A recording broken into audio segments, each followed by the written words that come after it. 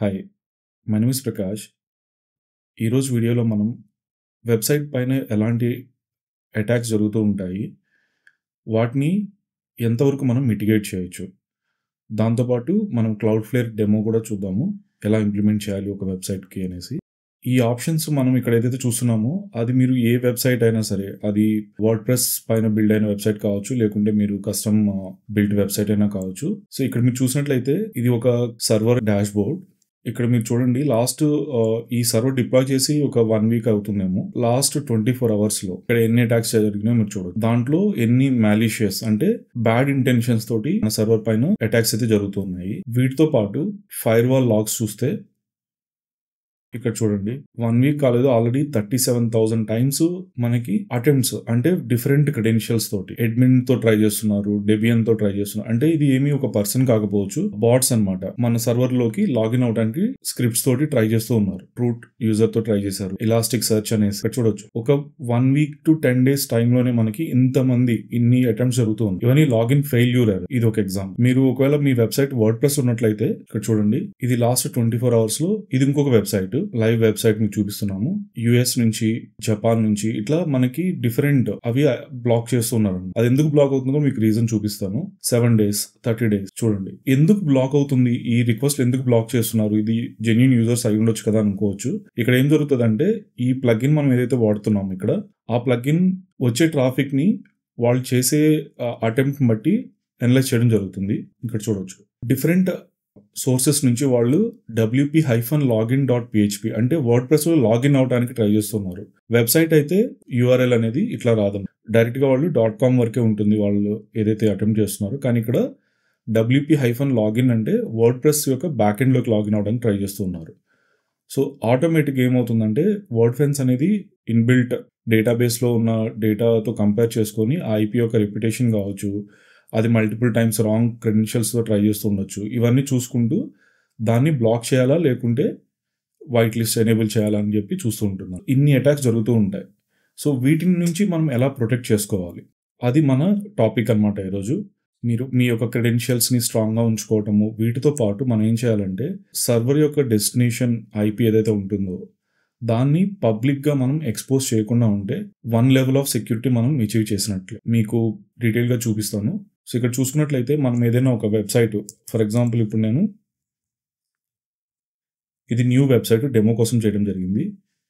DNS నేను చేస్తే, DNS lookup చేస్తే సర్వర్ యొక్క డెస్టినేషన్ ఐపీని డైరెక్ట్గా ఎక్స్పోజ్ చేసేస్తుంది. ఇది కనుక మనం ఒక ప్రొటెక్ట్ చేయగలిగితే ఒక 1 లెవెల్ ఆఫ్ సెక్యూరిటీ మనం అచీవ్ చేసినట్లు. ఇక్కడ చూడొచ్చు మీరు ఈ కంపెనీ యొక్క డొమైన్ ఏదైతే ఉందో దాన్ని మనం కనుక స్కాన్ చేస్తే దాని యొక్క సర్వర్ ఐపీ మనకు చూపించట్లేదు. దే ఆర్ యూజింగ్ క్లౌడ్‌ఫ్లేర్ అంటే క్లౌడ్‌ఫ్లేర్ యొక్క బ్యాక్ ఎండ్ లో వాళ్ళ సర్వర్ ఐపీని మ్యాప్ చేసి పెట్టుకుని ఉన్నారు. సో ఏదైతే ట్రాఫిక్ వస్తుందో ఆ ట్రాఫిక్ అంతా కూడా క్లౌడ్‌ఫ్లేర్కి వెళ్ళి క్లౌడ్‌ఫ్లేర్ ఒక లెవెల్ ఆఫ్ సెక్యూరిటీగా బిహేవ్ చేస్తూ దాన్ని ఫిల్టర్ చేస్తుంది. అంటే వచ్చే ట్రాఫిక్ అనేది జెన్యూన్ ట్రాఫికా లేకుంటే ఎక్కడి నుంచి అయినా బ్యాడ్ రెప్యుటేషన్ ఉన్న ఐపీస్ నుంచి కావచ్చు. సో ఇక్కడ మనం ఒక లెవెల్ ఆఫ్ సెక్యూరిటీని ఇంప్లిమెంట్ చేయాలి అంటే మన డొమైన్ ఐపీని బయటికి కనిపించకుండా ఉంచుకోవాలి. అది ఎలా చేయొచ్చు, దానికి మనం ఇక్కడ క్లౌడ్‌ఫ్లేర్ వాడుతున్నాము. క్లౌడ్‌ఫ్లేర్ యొక్క బెనిఫిట్ ఏంటో మీకు ఒక క్విక్గా చెప్తాను నేను. క్లౌడ్‌ఫ్లేర్ ఇంప్లిమెంట్ చేయడం చాలా ఈజీ. మీ యొక్క వెబ్సైట్ అది ఎక్కడైనా ఉండొచ్చు. దానికి మనం క్లౌడ్‌ఫ్లేర్‌ని ఎలా అప్లై చేయాలో ఇక్కడ చూపిస్తాను. సో బేసికల్గా క్లౌడ్‌ఫ్లేర్ అనేది సిడిఎన్గా కూడా వాడొచ్చు మీరు. బట్ సెక్యూరిటీ పరంగా చూసుకుంటే ఇది మన వెబ్సైట్ని చాలా టైప్ ఆఫ్ అటాక్స్ నుంచి ప్రొటెక్ట్ చేస్తుంది. అది కూడా మీరు ఫ్రీగా యాక్టివేట్ చేసుకోవచ్చు. మీరు పెయిడ్ ప్లాన్ అప్గ్రేడ్ చేసుకోవాల్సిన అవసరం ఏం లేదు. సో నార్మల్గా ఇందాక మీకు చూపించిన డెమో ప్రకారం ఎప్పుడైతే అటాకర్స్ మన సర్వర్ యొక్క ఐపీ వాళ్ళకి కనిపిస్తుందో దాన్ని డైరెక్ట్గా టార్గెట్ చేయడానికి ఛాన్సెస్ ఎక్కువ ఉంటాయి. డీడాస్ అటాక్స్ కావచ్చు, బ్రూట్ ఫోర్స్ అటాక్స్ కావచ్చు, ఇవన్నీ కూడా మీ యొక్క సర్వర్ పైన లేకుంటే మీ యొక్క అప్లికేషన్ పైన వాళ్ళు అటెంప్ట్ చేయడం జరుగుతుంది. సింపుల్ టర్మ్స్లో చెప్పాలి అంటే డీడాస్ అటాక్స్ అంటే ఒకేసారి చాలా సిస్టమ్స్ మీ యొక్క సర్వర్ పైన రిక్వెస్ట్లు పెడుతూ ఉంటాయి. సో దానివల్ల ఏమవుతుందంటే మీ సర్వరు వాటికి రెస్పాన్స్ ఇవ్వలేక డౌన్ అయిపోయే ఛాన్సెస్ ఎక్కువ ఉంటాయి. సో వీటి కోసం వాళ్ళు గ్లోబల్గా ఏదైతే సిస్టమ్స్ ఇన్ఫెక్ట్ అయి ఉంటాయో ఆ సిస్టమ్స్ని సోర్సెస్గా పెట్టుకొని మీ సర్వర్ని టార్గెట్ చేసుకుంటాం. నెక్స్ట్ వచ్చేసి సింక్ ఫ్లడ్ అటాక్స్ ఉంటాయి. మన సర్వర్కి ఎప్పుడైనా ఒక రిక్వెస్ట్ వచ్చినప్పుడు మన సర్వర్ దాన్ని ఎక్నాలెడ్జ్ చేస్తుంది. అక్కడ కూడా వీళ్ళు ఏం చేస్తారంటే so many request they will start generating it. So server అనేది ఇంకా రెస్పాన్స్ ఇవ్వడానికి మొత్తం రీసోర్స్ అంతా దాన్ని కన్జ్యూమ్ చేసేసుకుంటూ ఉంటుంది. ఎప్పుడైతే జెన్యూన్ యూజర్స్ వస్తుంటారో, జెన్యూన్ ట్రాఫిక్ వస్తుందో దాన్ని ఆన్సర్ చేయలేదన్నమాట. ఇట్లాంటివి అటాక్స్ మన రిసోర్సెస్ పైన జరుగుతూ ఉంటాయి. సో వీటిలో క్లౌడ్ఫ్లేర్ మన ఐపీకి యూజర్స్కి మధ్యలో క్లౌడ్ఫ్లేర్ అనేది వచ్చి కూర్చుంటుంది. ఎప్పుడైతే ట్రాఫిక్ వస్తుందో దాన్ని క్లౌడ్ఫ్లేర్ ఫిల్టర్ చేస్తుంది అనమాట. ఇందాక మీకు చెప్పినట్లు మాలిషియస్ ట్రాఫిక్ ఏమైనా వస్తున్నా, ఏమైనా బ్యాడ్ రెప్యుటేషన్ ఐపీస్ అనమాట, అలాంటివి ఏమైనా వస్తున్నా కూడా వాటిని వెంటనే చూసుకొని ఆ రిక్వెస్ట్ని బ్లాక్ చేసేయడం జరుగుతుంది. DDoS attacks. ఈ అటాక్స్ వల్ల మీ వెబ్సైట్ కానీ మీ అప్లికేషన్ కానీ కంప్లీట్గా నాన్ రెస్పాన్సివ్ అయిపోవచ్చు. సో ఇది ఇంప్లిమెంట్ చేసుకుని చాలా హెల్ప్ఫుల్ అనమాట. దాంతోపాటు మీకు సిడిఎన్ బెనిఫిట్స్ వస్తాయి. మీకు ఫ్రీ ప్లాన్లో ఒక up to limit content delivery నెట్వర్క్ను యూజ్ చేసుకోవచ్చు. మీకు ఫ్రీ ఎస్ఎస్ఎల్ యాక్టివేట్ చేసుకోవచ్చు క్లౌడ్ఫ్లేర్లో. మీ వెబ్సైట్ యొక్క బ్యాండ్విడ్త్, సర్వర్ యొక్క బ్యాండ్విడ్త్ కాస్ట్ కూడా మీకు తగ్గుతుంది. ఎందుకంటే మీ వెబ్సైట్ స్టాటిక్ వెబ్సైట్ కంటెంట్ ఎక్కువ ఉంటే దాన్ని డిఫరెంట్ సర్వర్స్లో క్లౌడ్ఫ్లేర్ స్టోర్ చేసుకొని యూజర్ యొక్క నియరెస్ట్ లొకేషన్ నుంచి దాన్ని ప్రొవైడ్ చేస్తుంది. కాబట్టి లైవ్ ట్రాఫిక్ అనేది మీ మెయిన్ సర్వర్కి హిట్ కాకుండా బ్యాండ్విడ్త్ అనేది సేవ్ అవుతుంది. బెనిఫిట్స్తో పాటు డ్రాబ్యాక్స్ కూడా ఉండొచ్చు, కానీ చాలా నెగ్లిజిబుల్ ఇవి. బట్ ఇక్కడ ప్రజెంటేషన్ కోసం మీకు అది కూడా నేను యాడ్ చేశాను. ఈ నవంబర్లో కపుల్ ఆఫ్ అవర్స్ చాలా వెబ్సైట్స్, అప్లికేషన్స్ క్లౌడ్ఫ్లేర్ యొక్క ఇష్యూ వల్ల డౌన్ అవ్వడం జరిగింది. మీరు ఇక్కడ చూసుకోవచ్చు. కానీ this is very negligible if you ask me. మీకు క్లౌడ్ఫ్లేర్ ఇంప్లిమెంట్ చేసుకోవాలా అంటే డెఫినెట్గా ఎస్ అని చెప్తాను. ఎందుకంటే లాస్ట్ 6-7 ఇయర్స్లో ఓన్లీ వన్ టైం నేను మేజర్ డౌన్ టైం అయితే చూసింది. కానీ దీనివల్ల వెబ్సైట్స్ యొక్క పర్ఫార్మెన్స్ కావచ్చు, వాటి యొక్క సెక్యూరిటీ కావచ్చు, చాలా వరకు ఇంప్రూవ్ అవుతాయి.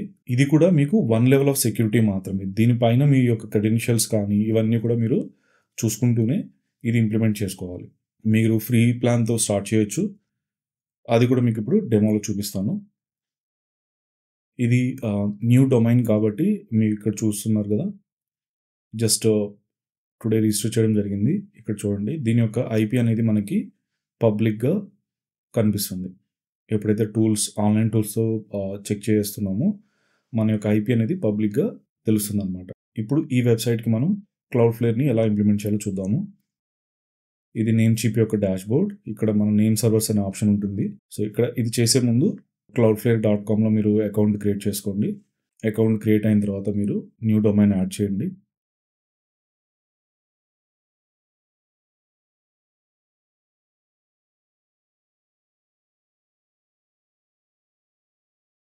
ఇక్కడ చెప్పాల్సిన విషయం ఏమంటే, మీ డొమైన్ కనుక రీసెంట్గా తీసుకున్నట్లయితే డైరెక్ట్గా మీరు ఇంప్లిమెంట్ చేసేసుకోవచ్చు, నో ప్రాబ్లం. కానీ మల్టిపుల్ రికార్డ్స్ ఉండి ఆల్రెడీ ఎగ్జిస్టింగ్ వెబ్సైట్లో వేరియస్ అప్లికేషన్స్ ఒకే డొమైన్ పైన రన్ అవుతుంటే మాత్రం ఒకసారి చెక్ చేసుకొని ప్రాపర్గా డాక్యుమెంట్ చేసుకొని అప్పుడు దీన్ని ఇంప్లిమెంట్ చేసుకోండి. అండ్ ఎస్ఎస్ఎల్ ఆల్రెడీ యాక్టివేట్ అయి ఉన్నా కూడా అది కూడా ఒకసారి చెక్ చేయండి. ఇది ఫ్రెష్ డొమైన్ కాబట్టి నేను స్ట్రైట్ అవే డొమైన్ ఇచ్చాను. ఇక్కడ ఫ్రీ ప్లాన్ సెలెక్ట్ చేసుకుంటున్నాము.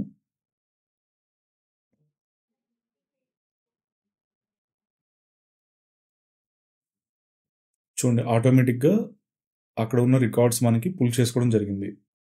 ఇక్కడ క్లౌడ్ఫ్లేర్ అనేది it will suggest 2 name servers, అవి కాపీ చేసుకోండి. నేమ్చీప్ యొక్క డాష్బోర్డ్లోకి వెళ్తున్నాను. ఇక్కడ కస్టమ్ డిఎన్ఎస్ అని ఉంటుంది, అది సెలెక్ట్ చేసుకొని అక్కడ వీటిని పేస్ట్ చేస్తున్నాం.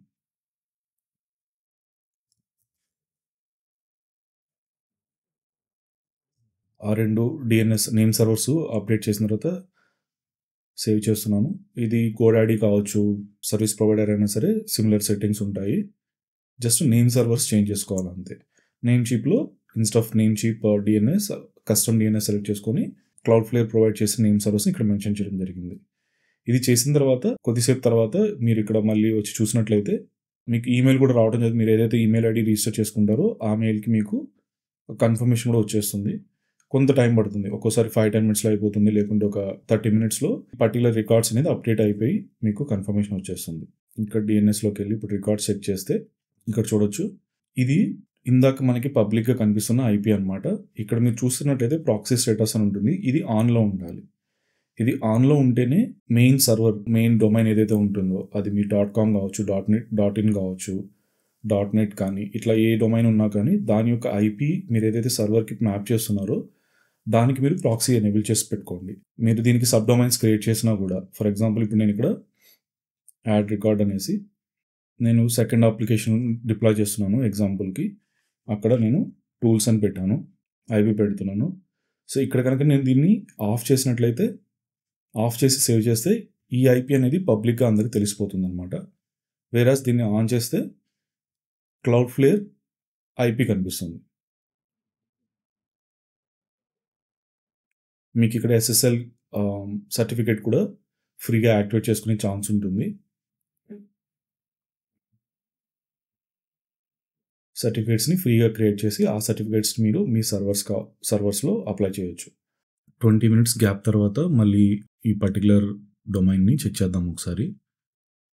సేమ్ ఇందాక మనకి నేమ్ చిప్ యొక్క ఐపీ డైరెక్ట్‌గా కనిపిస్తుంది. ఇప్పుడు ఇక్కడ మళ్ళీ డీఎన్ఎస్ లుకప్ అని చెక్ చేస్తే ఏమొస్తుందో చూద్దాం. యెస్. కొంత గ్యాప్ ఇచ్చిన తర్వాత చెక్ చేస్తే మనకి ఇది అప్డేట్ అయిపోవడం జరిగింది. క్లౌడ్‌ఫ్లేర్ ఐపీస్ అనేది బయటకు కనిపిస్తున్నాయి. యాక్చువల్ సర్వర్ ఐపీ కాదు. మీరు క్లౌడ్‌ఫ్లేర్ అనేది ఇంప్లిమెంట్ చేసుకోవడం చాలా ఇంపార్టెంట్. అండ్ ఇది ఫ్రీ ఆఫ్ కాస్ట్. మీరు బిగినర్ అయినా కావచ్చు, లేకుంటే బ్లాగ్ రన్ చేస్తున్నా కూడా అప్లికేషన్స్ కావచ్చు, దీన్ని ఈజీగా మీరు ఇంప్లిమెంట్ చేసుకోవచ్చు. ఓన్లీ మీ వెబ్సైట్ ఆల్రెడీ లైవ్ ఉంది. దాంట్లో చాలా సబ్ డొమైన్స్, యాప్ సర్వీసెస్ ఇవన్నీ కనెక్ట్ అయి ఉన్నాయంటే ఒకసారి డాక్యుమెంట్ చేసుకొని వాటిని ప్రాపర్‌గా అప్పుడు మీరు ఈ ప్రాసెస్‌ని చేయడం మంచిది. ఎందుకంటే మీరు ఎస్ఎస్ఎల్ అవి యాక్టివేట్ చేస్తున్నట్లయితే కొంచెము ఆ యాప్స్ అనేవి మీకు ఇంపాక్ట్ అయ్యే ఛాన్స్ ఉంటుంది. ఇప్పుడు చెక్ చేద్దాము. ఇప్పటి వరకు ఇన్వాలిడ్ అని చూపిస్తా ఉంది. Let us refresh and see. ఇప్పుడు మీరు చూస్తున్నట్లయితే యాక్టివ్ వచ్చేసిందనమాట. If you have any questions you can reach out to us.